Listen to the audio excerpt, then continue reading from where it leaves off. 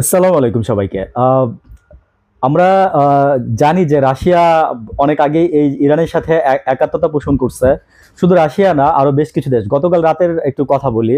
গতকাল রাতে ইসরায়েল হামলা করছে আবার এই ইয়ার উপরে, ইরানের উপরে, বুঝছেন? তো মুহুর্মুহু আপনার এই যে মানে গুলিবর্ষণ। আর ইরানের একটা মহিলা বাংলাদেশী, উনি বলতেছিল যে আমি আমার লাইফে ফার্স্ট এই কখন এরকম যুদ্ধ দেখি নাই। মানে আমি আসলে হতভম্ব হয়ে গেছে যে এরকম দেখা যায়, এরকম একটা মানে সুন্দর একটা মানে সাজানো গুছানো একটা কাহিনীতে এরকম মানে যুদ্ধ হইতে পারে। তো আমেরিকা বলতেছে যে আমরা কারণ কোনো নাগরিকের উপরে আমরা বোমা মারি নাই, আমরা মারছি আপনার ইয়ার উপরে মারছি। আচ্ছা, আমেরিকা, আমি আপনাদের বলি যে মানে এত ভয় কিসের? যদি ইরান যদি পারমাণবিক বোমা বানায়, সমস্যাটা কোথায়? মানে আপনার সমস্যাটা কোথায়? আমি এই ডিটেলস হিস্ট্রিটা জানি যে ইরান কেন পারমাণবিক বোমা চাইতেছে। এটার পিছনে তো আমেরিকা আপনারাই দায়ী। ইরান কিন্তু একদিনে পারমাণবিক বোমা বানাইতে চায় নাই। ঠিক আছে, ইরান পারমাণবিক বোমা বানানোর পিছনে আজকে আমেরিকা দায়ী, স্রেফ আমেরিকা দায়ী। ইরান মানে মানে অনেক আগে 80 সালের দিকে, আমাদের জন্মের আগে ইরাক আমেরিকা যুদ্ধ লাগছিল, বুঝছেন? সাদ্দাম হোসেন হঠাৎ করে ইরানকে আক্রমণ করে বসে, তো সাদ্দামরা তো পরে আবার আমেরিকায় মেরে ফেলে।